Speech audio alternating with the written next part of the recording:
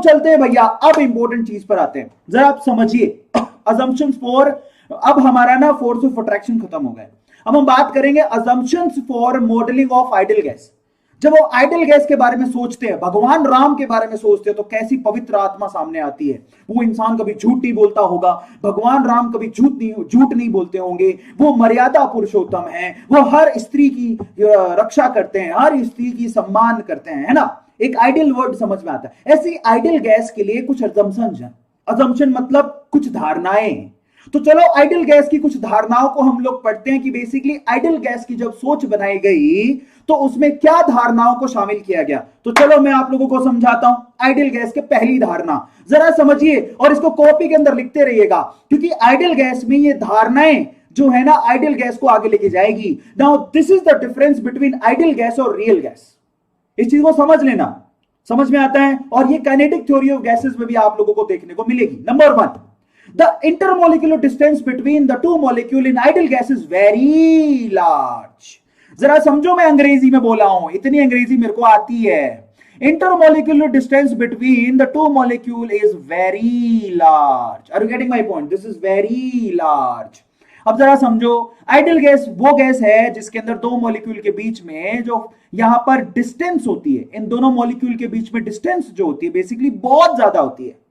ये ध्यान रखना, उसको आइडियल गैस बोलेंगे। सबको समझ में आता है। एंड क्योंकि डिस्टेंस बहुत ज्यादा है तो फोर्स ऑफ अट्रैक्शन बहुत कम होगा। देखो वो जमाना दूसरा था जहां पर डिस्टेंस लव नहीं होता था। आजकल तो कोई भरोसा नहीं। आज इंडिया में बैठ के लोग यूएस में चैटिंग करके प्यार मोहब्बत की बातें कर रहे हैं। समझ में आ रहा है।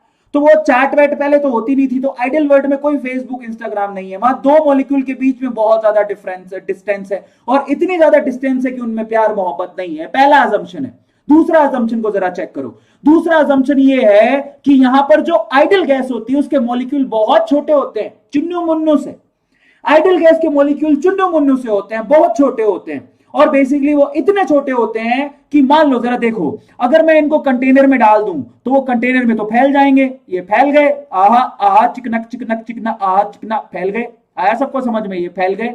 लेकिन अगर मैं इनको क्या करूं, इनको इकट्ठा करूं तो बेसिकली पूरे कंटेनर में अगर मैं दबाव डाल के इनको इकट्ठा कर दूं तो बेसिकली इनका वॉल्यूम इतना कम होता है कि इतनी सी जगह में वो इकट्ठे हो जाएंगे सारे के सारे। यस और नो?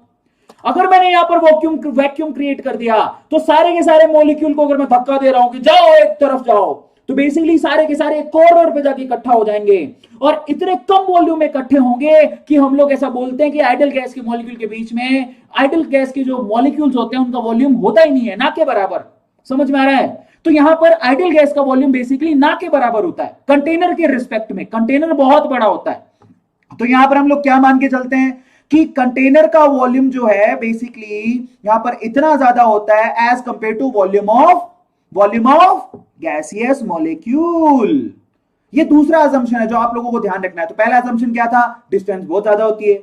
उसके बाद फोर्स ऑफ अट्रैक्शन नहीं होता। फिर क्या है दूसरा असम्पशन? वॉल्यूम इतना कम होता है कि यहां पर कंटेनर के मुकाबले गैस का वॉल्यूम नेग्लिजिबल माना जाता है। Are you getting my point? Negligible माना जाता है। सबको समझ में आ गया? तो ज्यादातर जो वॉल्यूम होता है वो अपन कंटेनर का वॉल्यूम मान के चलते हैं। आप लोग ध्यान रखिएगा, कंटेनर का वॉल्यूम मॉलिक्यूल के वॉल्यूम के कंपैरिजन में बहुत ज्यादा होता है। बहुत मतलब बहुत। हम लोग आइडियल गैस इक्वेशन में जो वॉल्यूम लेके चलते हैं वो कंटेनर का वॉल्यूम मान के चलते हैं अपन। सबको समझ में आ गया? अब आगे असम्पशन देखो। तीसरा असम्पशन क्या है? तीसरा असम्पशन ये है the molecule of the gas are in continuous and random motion. हम लोग ये असम्पशन मान के चलते हैं कि जो आपके गैस के मॉलिक्यूल्स हैं वो कंटिन्यूअसली ब्राउनियन मोशन कर रहे हैं। ब्राउनियन मोशन समझते हो? ऐसे जिगजैग टाइप। कभी धूप में बैठे हो सर्दियों में, मॉलिक्यूल दिखते हैं ना वहां धूप के अंदर ऐसे जिगजैग करते हुए, बस वही ब्राउनियन मोशन करते हैं। चौथे वाले पर चलते हैं। फोर्थ वाला क्या है? The molecules keep collide among themselves with the wall of container। वो ये कहता है कि जो मॉलिक्यूल है बेसिकली वो कंटिन्यूसली क्या करता है, वो यहां पर कभी दीवार से टकराएगा, कभी इस दीवार से टकराएगा, कभी उस दीवार से टकराएगा, कभी उस दीवार से टकराएगा। ऐसा लगेगा हमें कि उसने पी रखी है। Are you getting my point? और फिर ये अपनी डायरेक्शन चेंज कर लेता है। मान लो कि सामने कोई मॉलिक्यूल है तो वो उससे टकरा के अपनी डायरेक्शन चेंज कर लेता है।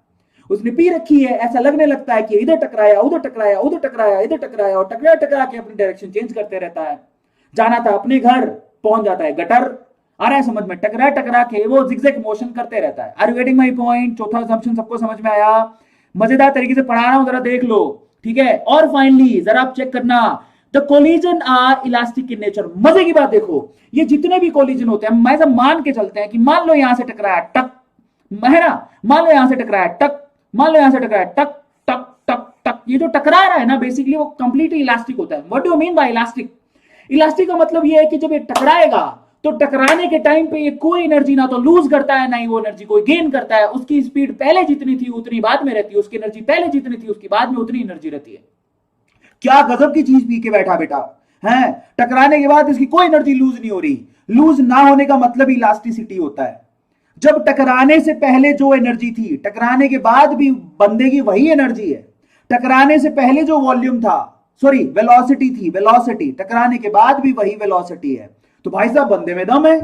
तो बेसिकली इसको इलास्टिसिटी कहते हैं। सबको समझ में आया? अब उसके बाद छठे पॉइंट पर चलते हैं। Now this is very very very important. 6 point क्या है? The law of classical mechanic के जितने भी लॉज हैं वो गैस पे, इस आइडल गैस पे